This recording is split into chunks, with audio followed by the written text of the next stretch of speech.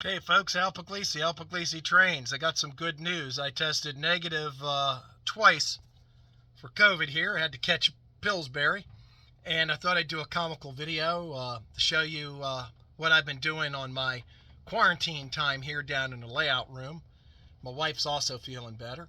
So tomorrow ends my quarantine, and just so you know, I don't talk to this little Pillsbury. He doesn't tell me what to do. I'm not losing my mind. I don't see Casper the Ghost, and I don't have the Ghostbuster Stay Puft Marshmallow Man plan to attack my model railroad. But Pillsbury, or Pugsbury, is here because at the end of this video, I'll show you what I've been working on as well, the big Pugsbury Bakery complex. So sorry, Pillsbury, I thought I'd change the name on you. So let's get started. Well, folks, this is the town of Winston, named after my dog, Winston. You've seen it before on the Pugsburg Railroad. It's a work in progress. Nice town. There's something major screwed up about this town, and I'm going to show you two of the things that I made huge mistakes on designing this. Now, I've improved dramatically as a layout designer, but let me show you the first huge mistake. Mistake number one is right in front of you. It's called the aisle. This aisle space here is so tight that if I so much as eat one more cannoli or one more Lido's pizza, I'm not going to be able to get back here. I can barely turn around. And when two people are in here, oh boy, is it's a close experience. And I made the mistake a lot of us make. You know what? I'm going to give up aisle space.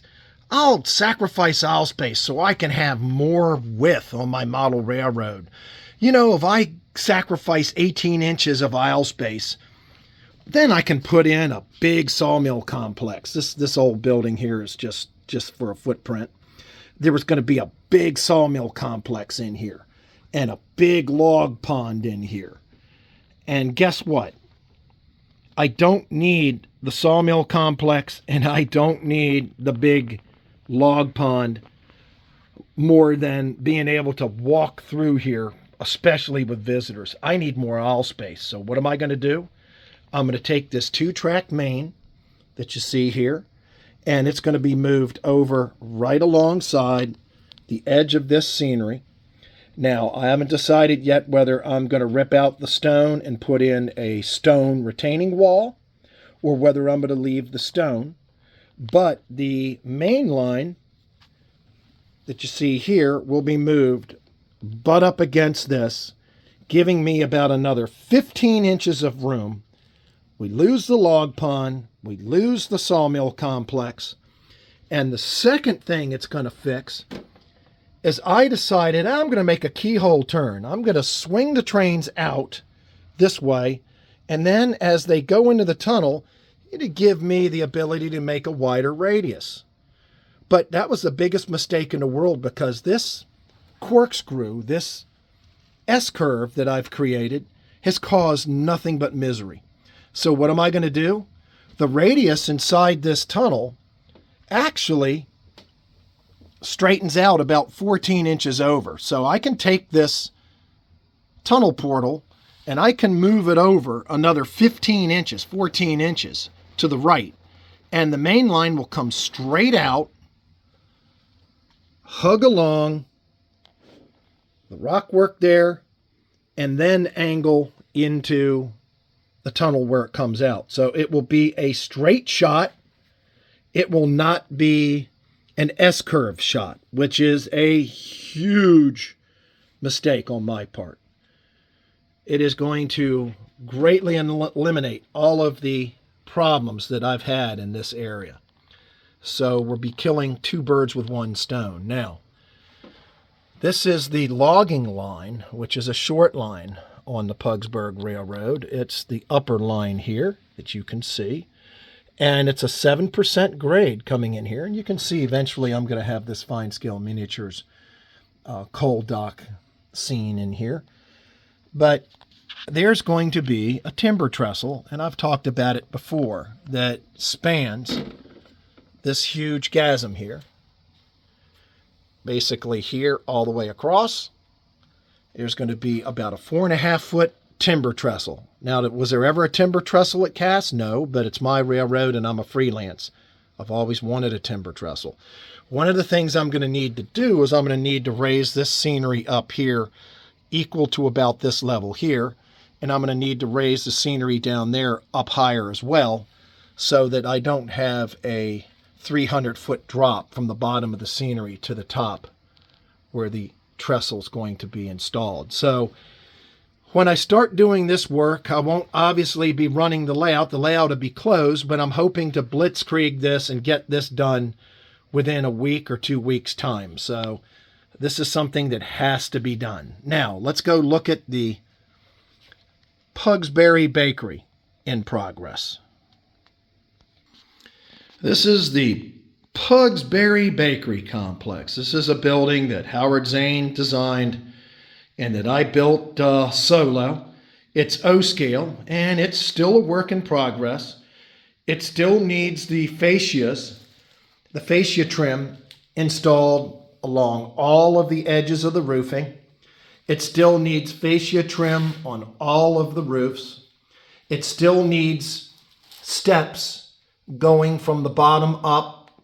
It still needs a railing to run across the front of the building here all the way across, and it needs a railing, and it needs benches and steps, and like I say, fascia. It still needs to be weathered, but it's pretty big. It's about 4 feet long. It's an O-scale structure for my new O-scale railroad. Again, the top of the roofs on the left and right brick extensions have not been weathered yet. It's a very interesting aerial view of the building, and the track services it from the back. Now, I've talked about this in the past. I'm going to be building a big O-scale layout. It's either going to be high rail or 2-rail O-scale. I haven't decided yet. This is an old garage we used to have here, and my wife has graciously allowed me to take it. This is a business for me, folks. It's a hobby, and it's also a business. Now, I've been saying ever since the beginning of the channel that I work on layouts. I can build you a layout. I can help you with an existing layout. I can help you take down a layout. And I need to showcase not only the HO layout, but I want to showcase O-scale as well. All of the Howard Zane beautiful structures in the catalog that are O-scale designs. We're going to have a beautiful layout that Howard's going to help me design. Take up this room, which is about 26 by 14 feet, and it will go into the new garage, which, I'll kick on the light here, is 16 by 28 feet. So it'd be an L shape. You're thinking to yourselves, God, this guy's out of his mind. He's going to lose the garage space. He's not going to have a space for his Challenger. Folks, I'm selling the Challenger. I did a video on the Challenger. If you like the Challenger and you're interested in it and you want to buy it, you can contact me at alpug1@verizon.net. But when that Challenger is gone, I'm not going to need this garage here. I would rather have this space for a model railroad, and it's going to be, like I said, it is going to be a 18 by 28 foot space, and we're going to knock down part of this wall here at the end so that the two rooms trains will be able to go from one room to the next, and the L shape of the layout will be in this section that I just showed you, which again is about 14 across by another 27 feet. It's a mess right now. It's a work in progress, but hey, isn't everything on the model railroad? Hey folks, if you like what you see, hit the subscribe button. If you want anything custom built for you, contact me at alpug1@verizon.net. If you see any Howard Zane structures that you'd like, contact us. Again, it's the same address, alpug1@verizon.net. And we really appreciate you watching. And if you like what you see, please hit the subscribe button. Thanks so much.